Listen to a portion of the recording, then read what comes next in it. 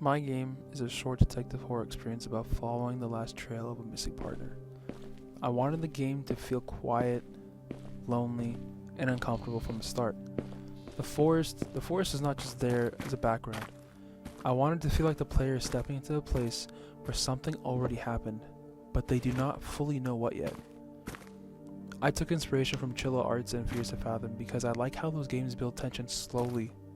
They do not always need a monster chasing you every second. A lot of the fear comes from walking through the space, hearing the silence, and finding small details, and slowly realizing that something is wrong. I wanted it to take inspiration from that kind of storytelling, but I also wanted to try something personal with my own game. I wanted to see what it was like to feel like the player having minimal to no instructions.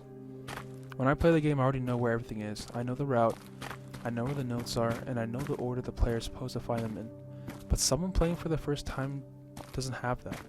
They are put into the forest with no arrows, no markers, no directions telling them exactly where to go.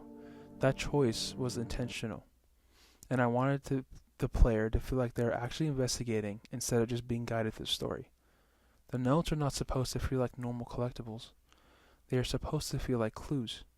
Because of that, every player can experience the game differently. Some players might take their time and search around slowly. Others might find the notes faster and move through the story quicker. Either way, they have to rely on their own curiosity. I know I could have added something like 1 of 5 notes found, so that the player knows how many they actually collected, but I decided not to. I feel like adding that would have made the game feel more of a checklist, and I wanted it to feel more freeing, even if that meant the player might have to feel lost at times.